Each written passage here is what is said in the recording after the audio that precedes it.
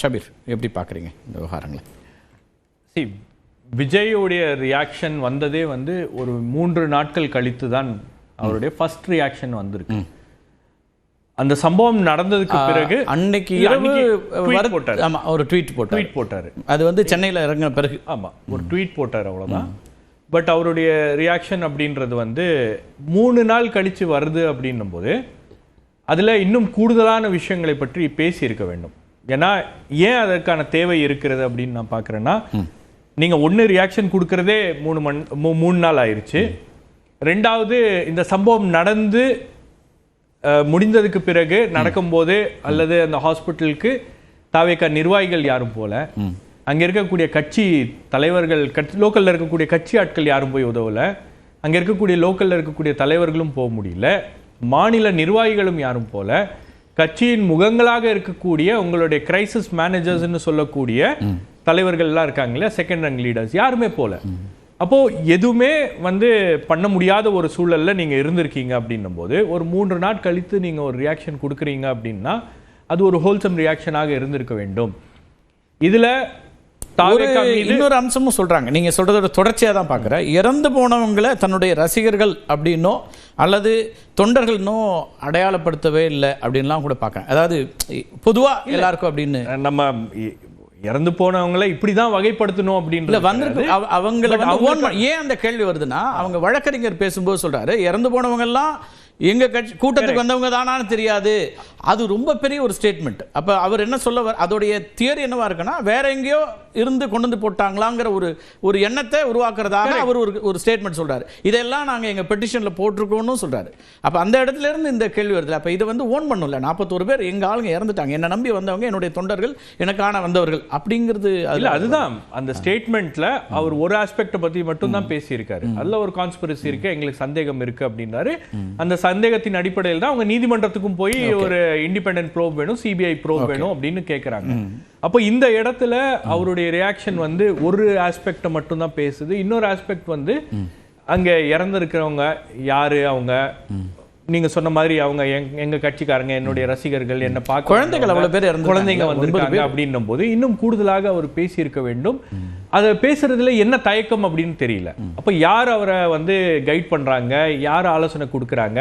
ஏன்னா உங்களுக்கு ஒரு முறை நீங்கள் வந்து ஒரு விஷயத்தை செய்யணும்னு எல்லாரும் எதிர்பார்க்கும் போது அதை செய்ய தவறிட்டீங்க. எங்கன்னா திருச்சியில பேசி இருந்திருக்கணும். ஏர்போர்ட்டுக்கு வந்த உடனே அவருக்கு தகவல் இருக்கு இல்லையா, 10 பேர் இறந்திருக்காங்க, 20 பேர் இறந்திருக்காங்க, 30 பேர் இறந்திருக்காங்க அப்படின்னு செய்திகள் வரும்போது ஒரு குறைந்தபட்சம் ஒரு ரியாக்ஷன் கொடுத்திருக்கணும். அங்க அவர் தவறிட்டாரு. சென்னையில வந்ததுக்கு பிறகு நீங்க ஏர்போர்ட்ல செய்தியாளர்கள் எல்லாரும் நிக்கிறாங்க, நீங்க போன் பண்ணி கேட்டீங்கன்னா செய்தியாளர்கள்ட்ட அங்கேயே வெளியே வந்து பேசி இருக்கலாம், ஒரு ரியாக்ஷனை கொடுத்திருக்கலாம். நீங்க முதலமைச்சரை தொடர்பு கொண்டு பேசுவதற்கான வாய்ப்பு இருக்கு. ஏன்னா நடந்தது ஏதோ உங்க கூட்ட நிகழ்ச்சியில ஒரு பிரச்சனை அப்படின்றது கிடையாது, இது தமிழ்நாட்டுடைய மக்கள். அப்ப நான் முதலமைச்சர் அலுவலகத்தை தொடர்பு கொண்டிருக்கிறேன், நான் டிஜிபிட்ட பேசி இருக்கிறேன், எல்லா ஒத்துழைப்புகளையும் நான் கொடுத்திருக்கிறேன். டிஜிபி உள்ளிட்ட காவல் அதிகாரிகிட்ட பேசி இருக்கலாம், பேசினா அவங்க ரெஸ்பாண்ட் பண்ணுவாங்க. ஏன்னா அவருடைய கூட்டத்துல நடந்திருக்கு அப்படின்னும் போது அந்த ஓனர்ஷிப் அவர் அங்க எடுத்திருக்கணும், அதை தவற விட்டார். இன்னைக்கு பேசும்போது அதை அந்த அம்சங்களை எல்லாம் உள்ளடக்கி அவருடைய பேச்சாக இருந்திருக்க வேண்டும். பட் அந்த பேச்சுல அந்த விஷயங்கள் அவர் கமிட் பண்ணல அப்படின்றது வருத்தம் அளிக்கிறது. அது ஒரு அரசியல் கட்சி தலைவராக அவர் செய்திருக்க வேண்டிய விஷயங்கள். அவர் அதை செய்ய தவறுகிறார் அப்படின்னும் போது அங்கதான் கேள்வி எழுகிறது, அவர் என்ன மனநிலையில அதை பண்றாரு? ஒரு கன்ஃபரன்டேஷன் பண்ணணும் அப்படின்ற ஒரு மனநிலைக்கு அவர் போயிட்டாரா அப்படின்ற ஒரு சந்தேகம். காவல்துறையை வந்து விமர்சிக்கவும் செய்றாரு. இதுல காவல்துறையை விமர்சிக்கிறாரு, கரூர்ல ஏன் இப்படி நடக்குது அப்படின்றாரு. இப்போ இந்த ரெஸ்பான்சிபிலிட்டியை வந்து என்டையர்லி கவர்மெண்ட் மேல அவர் தள்ள பாக்குறாரு. ஆனா இது கலெக்டிவ் ரெஸ்பான்சிபிலிட்டி. ஒரு கூட்டத்தை ஆர்கனைஸ் பண்றீங்கன்னா ஆர்கனைசருடைய ரெஸ்பான்சிபிலிட்டியும் வந்து இதுல கூடுதலாக இருக்கிறது. அதுதான் பிரதானமாக இருக்கிறது, காவல்துறையுடைய ரெஸ்பான்சிபிலிட்டி. நீங்க இது ஒரு ஆஸ்பெக்ட். ரெண்டாவது, அங்க 10,000 பேருக்கு தான் நாங்க வந்து பர்மிஷன் கொடுத்தோம், 27,000 பேர் வந்திருக்காங்க அப்படின்னோடனே 27,000 பேர் வந்து ஒரு அரை மணி நேரத்துல அங்க கூடல, காலையில இருந்து நின்று டைம் தான். ஆமா, அந்த கூட்டத்துடைய மூட் என்னன்னு அனலைஸ் பண்ணியிருக்கணும், அந்த கூட்டத்துடைய ரிஸ்க் அசஸ்மெண்ட் என்னன்னு அனலைஸ் பண்ணியிருக்கணும். அங்க இருக்கக்கூடிய காவல்துறை அதிகாரிகள் போதவில்லை அப்படின்னா கூடுதல் காவல்துறை அதிகாரிகளை கொண்டு அந்த கூட்டத்தை ரெகுலேட் பண்ணி இருக்கணும், அல்லது அந்த நிலைமையை வந்து கட்டுக்குள் கொண்டு வருவதற்கான கூடுதல் காவல்துறையினரை கொண்டு வந்தோன்னு இன்னைக்கு ஏடிஜிபி விளக்கத்துல சொல்றாரு. பத்தலையே, நீங்க 500 பேர் தானே, நீங்க என்ன சொல்றீங்க? 500க்கு கூடுதலா சொல்றாரு. ஏடிஎம்கே நீங்க இந்த சம்பவம் நடந்த உடனே 2000 காவலர்களை கொண்டு வந்தாங்கல்ல. அப்ப கூடுதல் காவல்துறையினர் நீங்க வந்து ஒரு டிஐஜி கிட்ட பேசியிருந்தா கூட பக்கத்துல இருந்து அவங்க அசெம்பிள் பண்ணி கொண்டு வருவதற்கான வாய்ப்புகள் இருக்கு. அப்போ இந்த இந்த இந்த இடத்துல ஒரு அசம்பாவிதம் நடப்பதற்கான அத்தனை காரணங்களும் வந்து நமக்கு கண்கூட தெரியுது அப்படின்னும் போது அதை வந்து அட்ரஸ் பண்ணாம இருக்கிறது வந்து யாருடைய குறைபாடு? நீங்க ஒரு சம்பவம் நடந்ததுக்கு அப்புறம் முதலமைச்சர் ரியாக்ட் பண்ணாரு, அமைச்சர்கள் போனாங்க, டாக்டர்ஸை கூப்பிட்டு போனாங்க, அது எல்லாமே கான்ஸ்பிரசியோட அங்கமா பார்க்கப்படுறது எப்படி பாருங்க. இல்ல அதுதான் நீங்க சொல்ற ஒரு பாயிண்ட் கரெக்ட். இது எல்லாமே இந்த இடத்துல இதெல்லாம் இவங்க சரியா கணிச்சு இதெல்லாம் கண்ட்ரோல் பண்ணிருக்க முடியாதான்னு ஒரு கேள்வி வைக்கிறீங்க. அது ஒரு நியாயமான கேள்வி, அட்ரஸ் பண்ண வேண்டியது ரவீந்திரன் பேசணும். அடுத்தது, எப்படி முதலமைச்சர் உடனே போறார், எப்படி அமைச்சர் உடனே போறார் அப்படிங்கறத ஒரு அது உடனே போறதே ஒரு சதி அப்படின்னா அதை எப்படி புரிஞ்சுக்கிறது? இல்ல நீங்க இந்த முதலமைச்சர் போறாரு அப்படின்றதெல்லாம் வந்து அவங்க தரப்புல இருந்து, டிவிக்கு தரப்புல இருந்து சமூக வலைதளங்களை பேசுறது.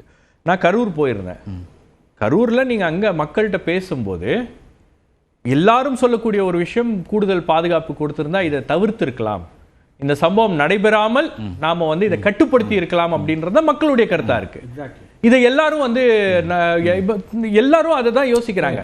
நீங்க 2 லட்சம் பேர், 5 லட்சம் பேர், 10 லட்சம் பேர் வந்து ஸ்டாம்பீட் நடக்கல, 27,000 பேர் வந்து நடந்தது. அப்படி நடக்கக்கூடிய எல்லா இடங்கள்லயும் எதுவும் நடக்காம போகுது. அது வந்து ஆன்மீக நிகழ்ச்சிகளோ அல்லது அரசியல் நிகழ்ச்சிகளோ லட்சக்கணக்கில் நம்ம தமிழ்நாட்டில் பார்த்திருக்கோம். அப்போ கண்ட்ரோல் பண்றாங்க இல்லையா? ஆமா, ஒரு லார்ஜ் ஸ்கேல் ஈவென்ட் நடக்கும் போது அங்க வந்து ரெண்டு எண்டுமே இப்ப அதுல இருக்குன்ற நீங்க சொல்ற காவல்துறையும் சரி. அப்ப இங்க வந்து வேற எந்த கட்சியிலையும் இப்படி நடக்கல. நான் என்ன சொல்றேன், ரொம்ப டூ சென்சிட்டிவா பார்க்கப்பட்ட வேல் யாத்திரையில கூட நடக்கல. 5 லட்சம் பேர்னு அவங்க சொன்னாங்க. அங்க இந்த மாதிரி ஒரு அசம்பாவிதம் வரல. ரொம்ப சென்சிட்டிவான ஒரு சப்ஜெக்ட். திரு எடப்பாடி பழனிசாமியோட கூட்டம் அங்கேயே நடக்குது. நீங்க ரெண்டுமே ஒரே அளவுல கூட்டம் தான். இன்னும் ஏன்னா அவரும் அன்னைக்கு வந்து கரூர்ன்றனால கூடுதலா இருந்தாங்க. அதாவது நீங்க வந்து ஏடிஎம்கே உடைய கூட்டம், அதோடைய ப்ரொஃபைல் அப்படின்றது வேற.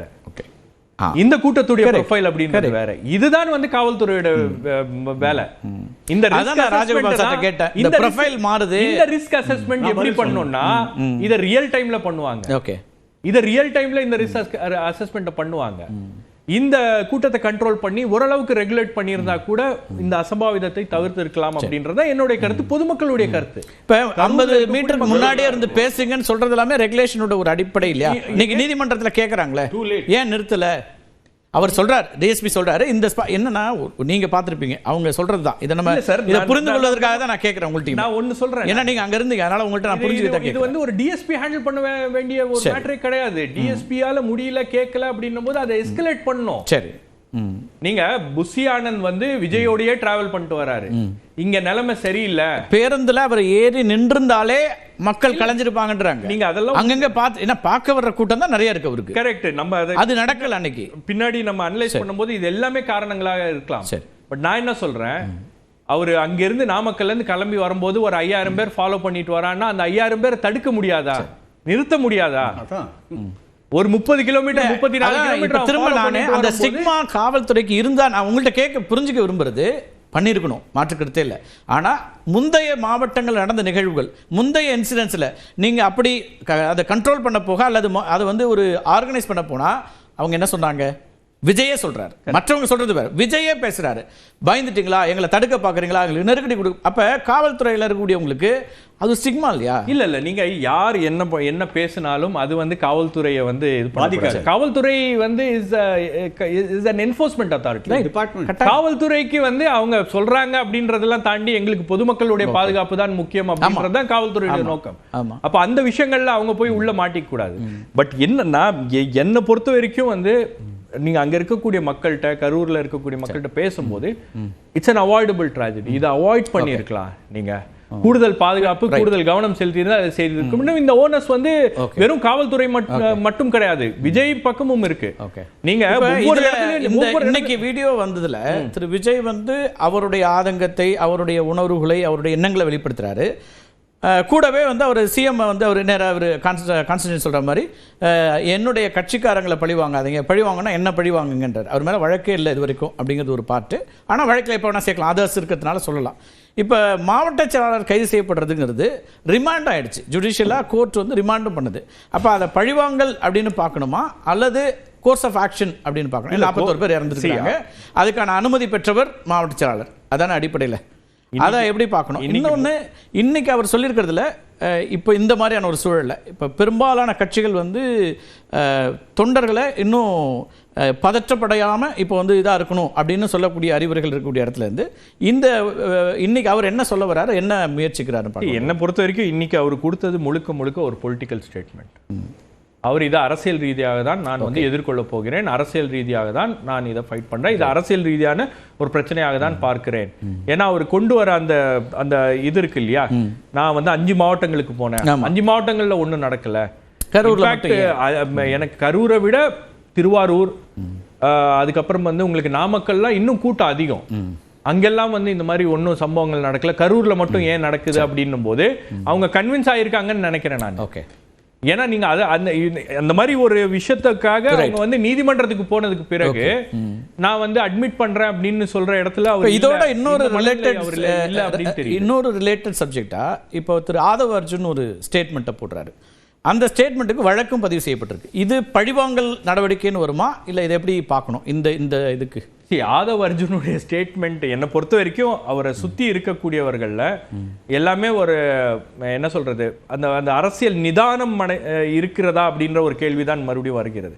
நீங்க ஒரு மேடையில ஏறி நீங்க ஒரு ரூலிங் கவர்மெண்ட் அட்டாக் பண்ணி பேசுறது வேற, ஒரு கிரைசிஸ் சுச்சுவேஷன்ல நீங்க அதை வந்து அமைதிப்படுத்துவதற்கான ஒரு முயற்சியை எடுக்கணுமே தவிர அதை தூண்டி விடுவதற்கான ஒரு முயற்சியா நீங்க வந்து அதை பண்றது அப்படின்றது ஆதவ் அர்ஜுனா போட்டிருக்கக்கூடிய ஸ்டேட்மெண்ட் வந்து அட்ராஷியஸ். அதை யாராலும் ஏற்றுக்கொள்ளவே முடியாது. நீங்க வந்து ஒரு மாவட்டத்தில் ஒரு கூட்டத்தில் நடந்த பிரச்சனைக்கும் நேபாளில் நடந்த புரட்சிக்கும் ஸ்ரீலங்காவில் நடந்த பிரச்சனைக்கும் எல்லாத்தையும் லிங்க் பண்ணி இந்த மாதிரி ஒரு புரட்சி வந்தாதான் நாம தூக்கி எறிவோம் அப்படின்னா அப்புறம் என்ன ஜனநாயக சக்திகளாக நாங்கள் இருக்கிறோம், ஜனநாயகத்தில் நம்பிக்கை இருக்கு, எங்க தலைவரே ஒரு ஜனநாயகன் அப்படின்னு சொல்லும் போது நீங்க இப்படி எல்லாம் பேசுவது அப்படின்றது அபத்தமான பேச்சு. அதான் சொல்றேனே, நம்ம இன்னைக்கு விஜய் கொடுத்திருக்கக்கூடிய இந்த ஸ்டேட்மெண்ட் இருக்கு இல்லையா, இது இன்அடிக்குவேட். இன்னும் பல கேள்விகள் இருக்கிறது, பல கேள்விகள் இருக்கிறது. அதற்கான பதில்களை அவர்கிட்ட மட்டும்தான் பெற முடியும். நீங்க அவருடைய கட்சிக்காரங்க யாருமே பேச மாட்டேன்றாங்க.